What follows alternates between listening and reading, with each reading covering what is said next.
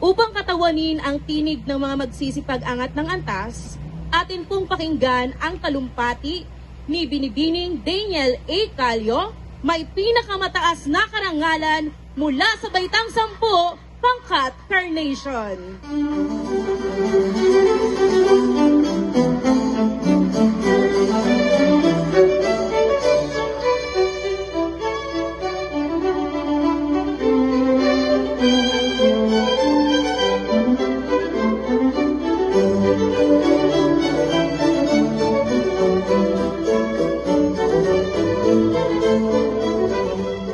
Maraming salamat po.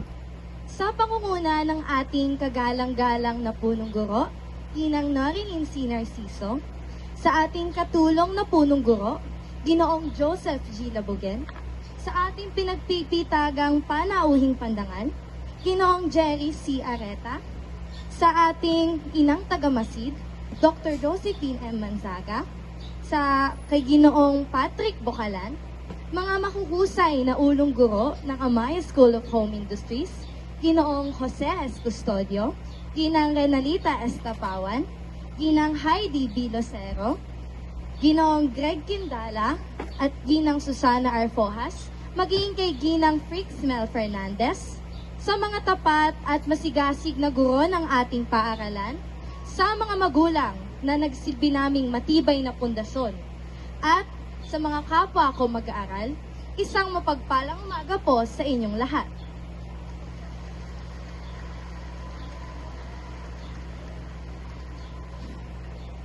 Ang makatayo sa inyong harapan at tanggapin ang titulong ito ay isang natatanging oportunidad. Isang karangalang itinuring ko na mailap na pangarap, subalit aking nakamtan. Ang ating paglalakbay mula noong ika-7 baitang hanggang ika-10 baitang ay hindi naging madali.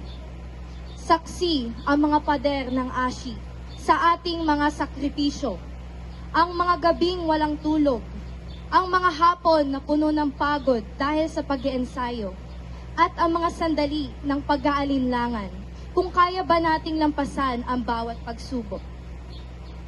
Subalit, ang bawat paghihirap na iyon, maliit man o malaki, ang siyang nagtulak sa atin upang makarating sa ating kinaroroonan ngayon. Sa 4 na taon nating pananatili sa institusyong ito, higit pa sa akademikong kaalaman ang ating natutunan.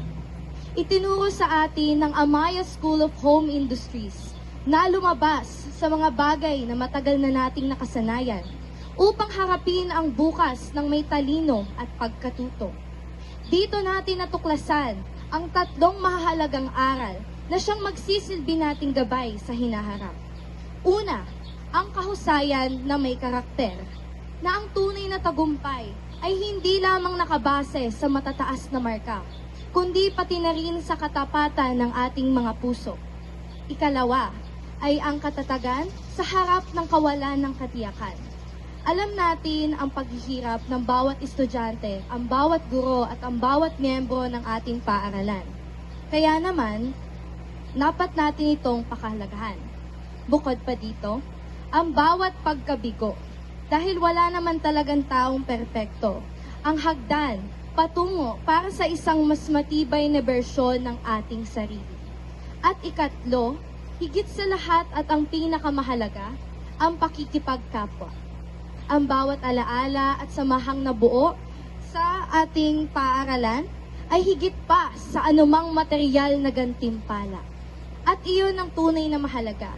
At iyon din ang mag-iiwan ng bakas sa lilipas pang panahon. Alinsunod sa ating tema, Pilipinong nagsipagtapos, handang mamuno ng may kakayahan at mabuting pagkatao, tayo ay hinamon na huwag lamang maging eksperto sa ating mga larangan. Bagkus, tayo rin ay maging mga pinunong may malasakit at integridad.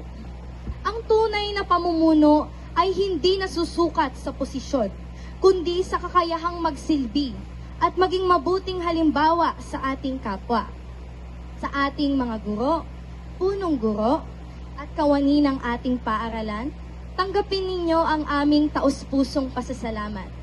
Kayo ang nagsilbi naming mga pangalawang magulang at humubog sa aming kaisipan, sa aming pagkatao.